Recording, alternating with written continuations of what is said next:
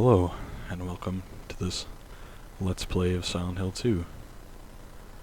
A more appropriate term might be lore play, because along the way I'm going to be explaining the enemy designs, the environment designs, the lore, the development, fun facts and trivia, all the little fun tidbits, because I really have a passion for this game. I really love this game, and I think it's incredibly interesting.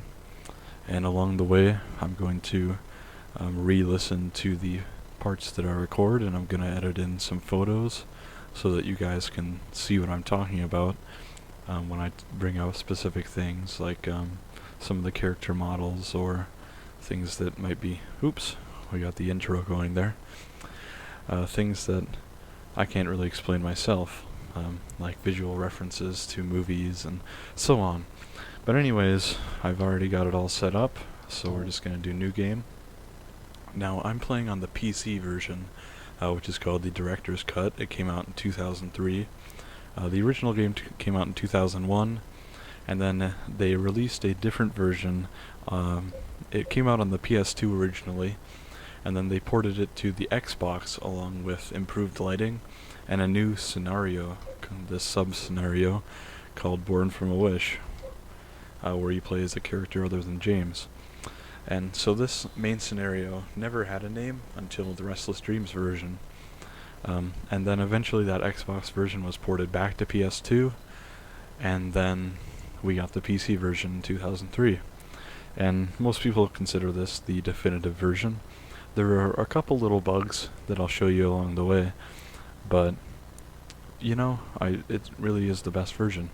So we're gonna play the main scenario for now, and we got two things here: action level and riddle level. Now, action level determines the difficulty of the combat. It determines how much damage you can take, how much damage you deal, and so on. And we're just gonna play normal.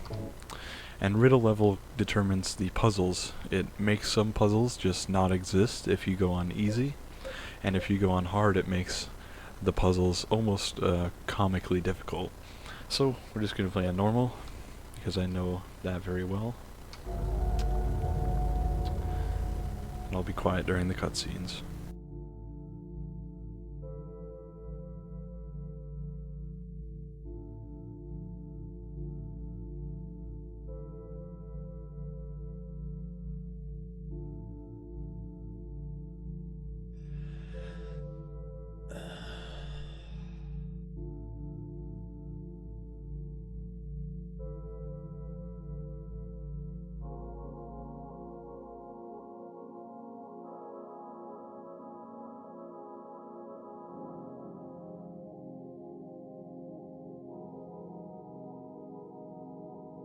Mary, could you really be in this town?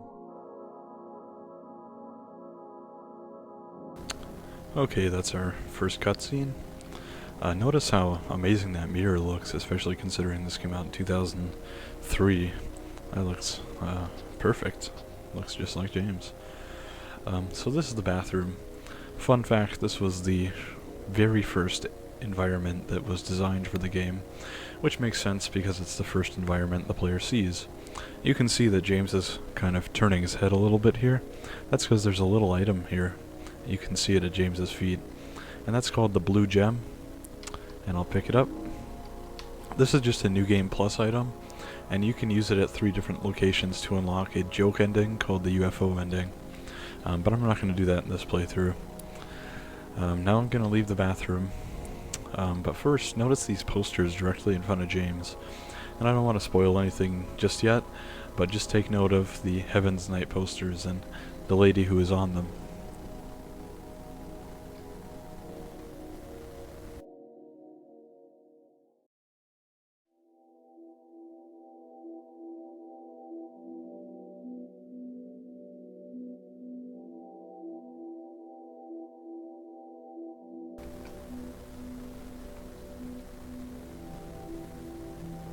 In my restless dreams, I see that town, Silent Hill. You promised you'd take me there again someday, but you never did.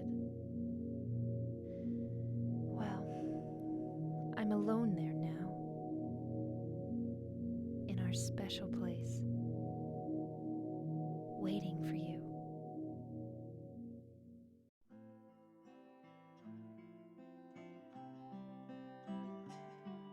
I got a letter. The name on the envelope said Mary. My wife's name. It's ridiculous. Couldn't possibly be true. That's what I keep telling myself. A dead person can't write a letter. Mary died of that damn disease 3 years ago. So then, why am I looking for her? Our special place. What could she mean? This whole town was our special place. Does she mean the park on the lake? We spent the whole day there. Just the two of us, staring at the water. Could Mary really be there? Is she really alive? Waiting for me?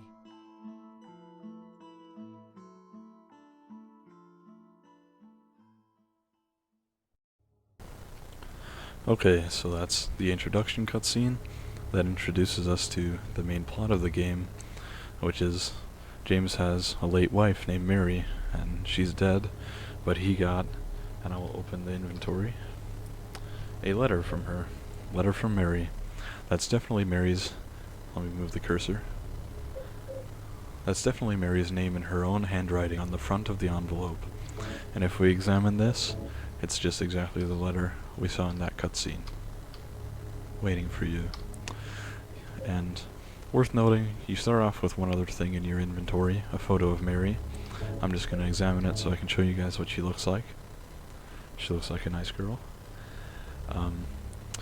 And just a quick note, that top left, that little screen that you see underneath the status bar, it's tinted green because it's my health bar. So when I get hit by enemies, it will start to kind of glitch out, it'll turn just transparent, and then if I get really hurt, it'll turn red, which means I'm near death. And I'm going to take a quick recording break because it looks like, as you'll see when I leave this menu, we got a fragment of the cutscene here. You see that little flash of the bathroom. And I have to leave the game to fix that, but I will be right back. Again, I apologize for that weird little graphical bug. It only happens in some select few cutscenes. When it does occur, I'll quit and restart as soon as possible so that you don't have to endure it. It's not a big deal, but it's a little annoying.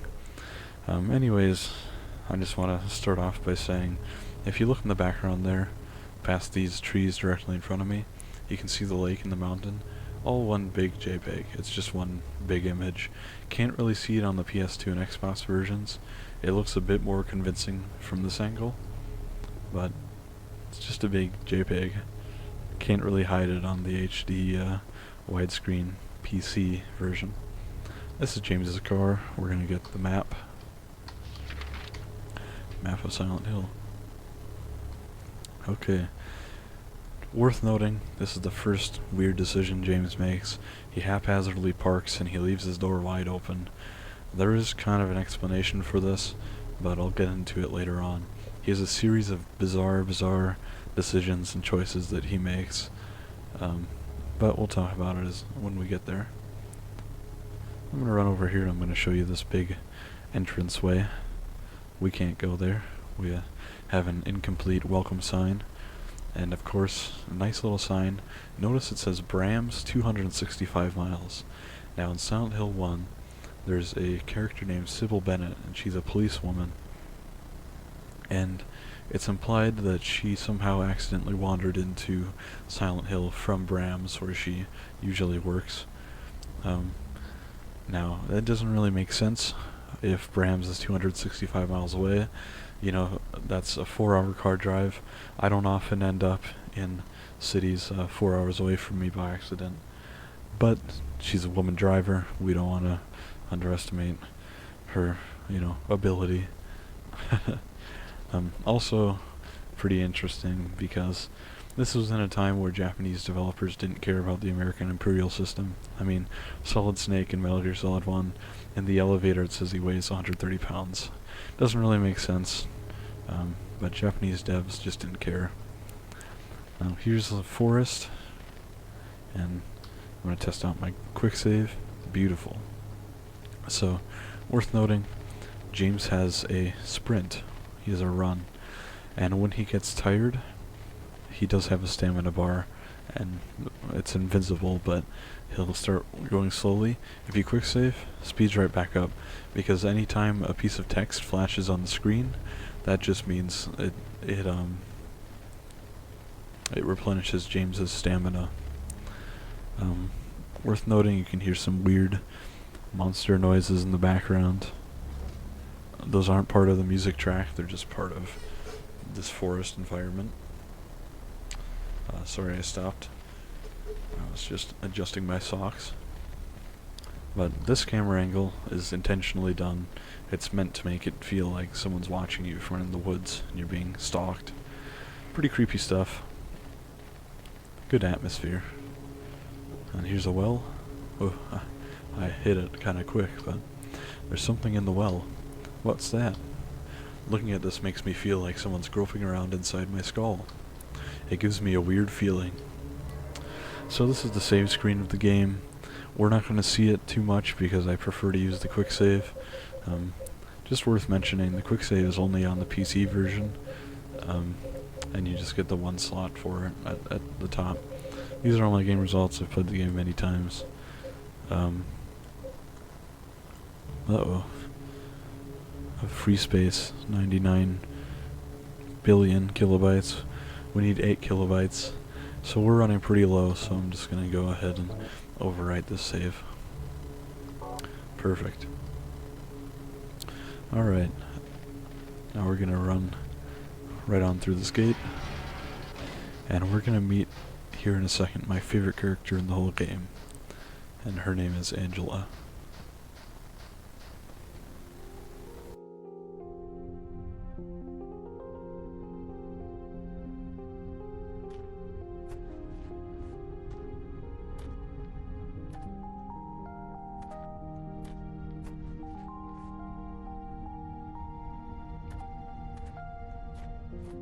Excuse me, Oh, I'm sorry.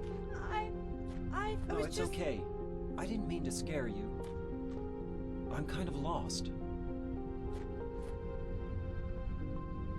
Lost? Yeah. I'm looking for Silent Hill. Is this the right way? Yeah.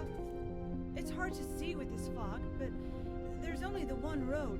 You can't miss it. Thanks. But Yes? I think you'd better stay away. This, this town, there's something wrong with it. It's kind of hard to explain, but Is it dangerous? maybe. And it's not just the fog either. Okay, It's... I got it. I'll be careful. I'm not lying. No, I believe you. It's just...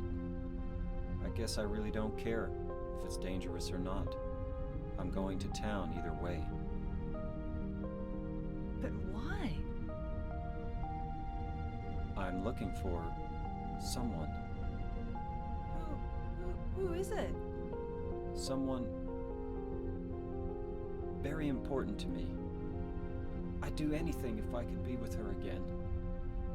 Me too. I'm looking for my mama. I mean my mother.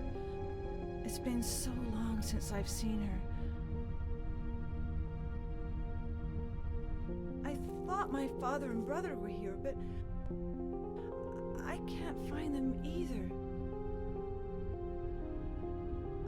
I'm sorry. It's not your No, problem. I hope you find them. Yeah, you too. Okay, so that's Angela. Pretty interesting cutscene.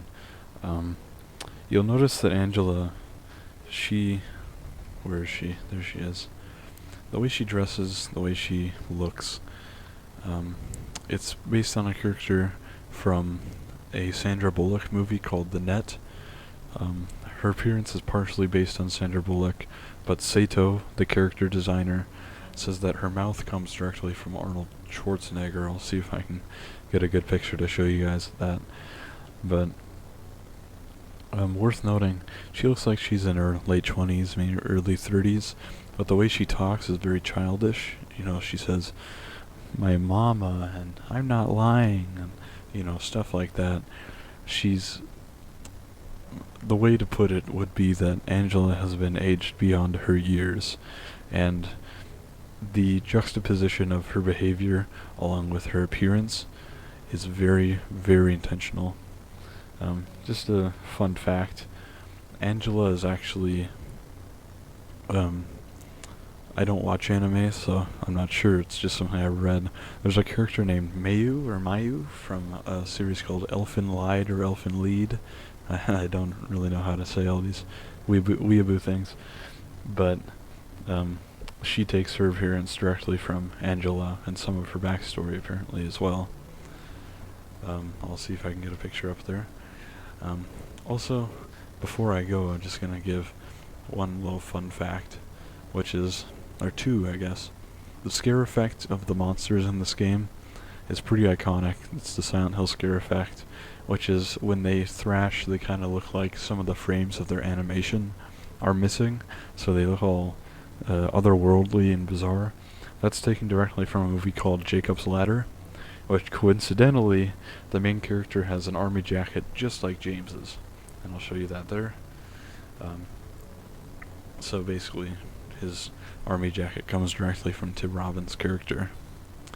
Now, I'm gonna move on. This is a weird little cemetery. No matter how many times I come here, I can't get used to it. It's near impossible. I know there's a mausoleum here somewhere. There it is. Can't enter, can't do anything with it. But the exit to the cemetery is over here.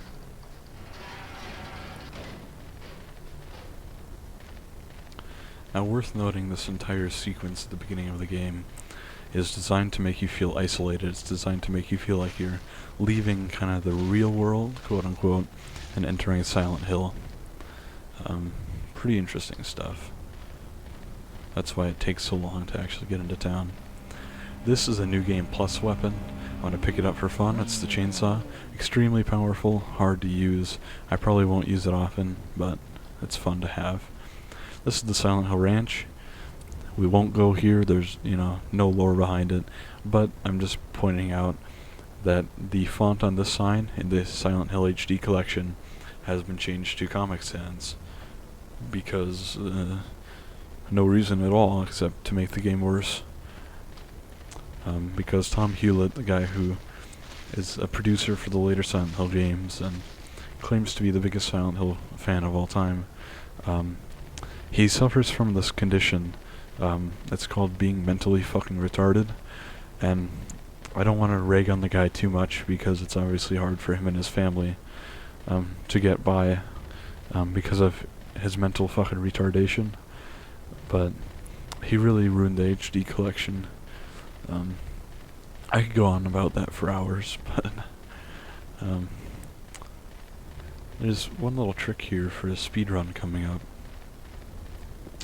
which is once you go through this gate and you turn around, you get this text: "There's no reason to go back, I'm going to look for Mary."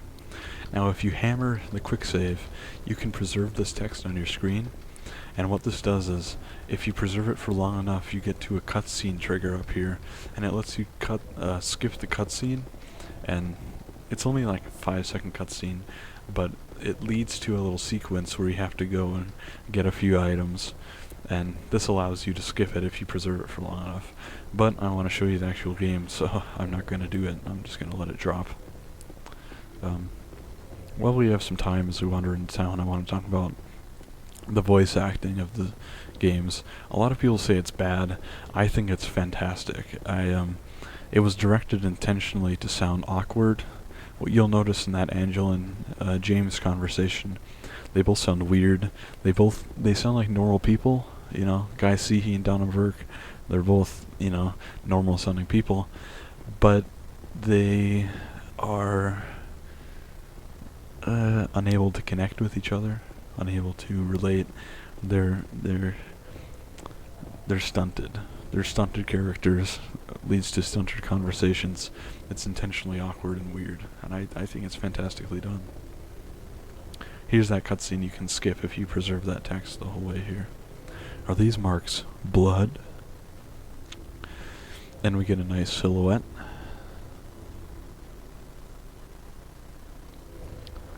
And I'll spoil it for you guys now. These are blood marks. Coming up here, we have our first health drink. And the health drinks are what they are, never specified whatsoever. They're just health drinks. So I guess this is the Estus flask before the Estus flask was invented.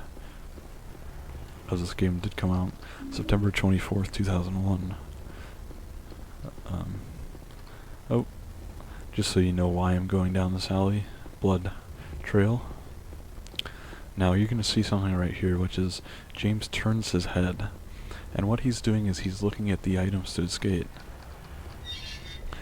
And I'm going to ignore that save point on the table because I don't need it, but I think this is in the original Resident Evil, but this is a Resident Evil and Silent Hill staple, which is that the characters will turn their head to look at items, and while it doesn't seem like a big deal, it's actually huge because it doesn't break the immersion. And even in the next gen Silent Hill games, Silent Hill Homecoming, that godforsaken piece of dog shit, all the items are shining, glimmering, bright gold. Completely breaks the immersion. You know, what a scary horror game where all these, you know, the health drinks are shining brightly and illuminating the whole area. When he turns his head, it's an amazing game design decision because it just looks realistic and it doesn't break the immersion. Now we've got an introduction cutscene right here.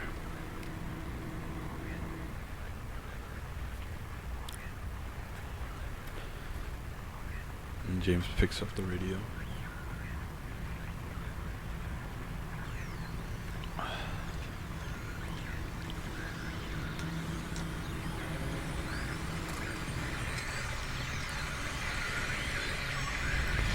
And this lovely creature is called the Lying Figure. That's where I've taken my name from because I love the design. And just notice the prominent buttocks. Notice the ass on this thing. Very intentionally prominent. And James is gonna take this big wooden plank and first combat in the game. Wow, weak. Dead? What the hell is it? What the hell is it? It's not human. Now, usually it's kind of an RNG thing. It's random number generation. Some take 3 hits, some take 4, some take 5. This one only took 2. Why that is, no clue. It's just a weird game quirk. Worth noting, this is the only human corpse in the game that doesn't have James's exact model. It doesn't have his jacket, doesn't have his jeans, doesn't have his shoes, and his head. Why this one is different from all the others are explained by the lore. Why the dead bodies appear to look like James it makes sense in universe, and I'll explain when we get there. But why this one is different, no clue at all. Nobody knows. And in fact, most people haven't noticed. I'm pretty sure I'm the first one to actually document the difference, because most of the wikis just say that all the corpses are James's model, which is incorrect. Yeah. James remembers his radio. This thing broken?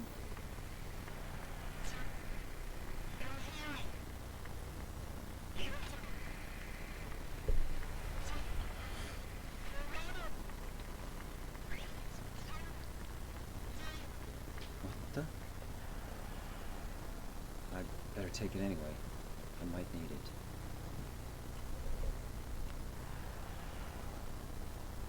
So that's the radio. Just want to point out, because we stepped over the lying figure, we've got some bloody footprints here. You can see them on the ground. Oops. I think I might have forgotten to explain this earlier, but when you see the camera going all crazy like this, it's because I'm moving it using the tab key. There is a reason why it's usually pointed towards James, which is because the designers wanted the camera angles to feel confrontational. They wanted you to look at James and they wanted to say, you know, look at yourself, you know, look at yourself. You know, it's a confrontational, reflective angle on James.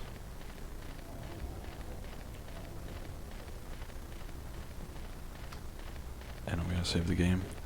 I think we might have caught a little graphical glitch. Yep, if you see that, you can kind of see the lying figure from that last cutscene. So I am gonna save the game, and I'm gonna exit really quickly.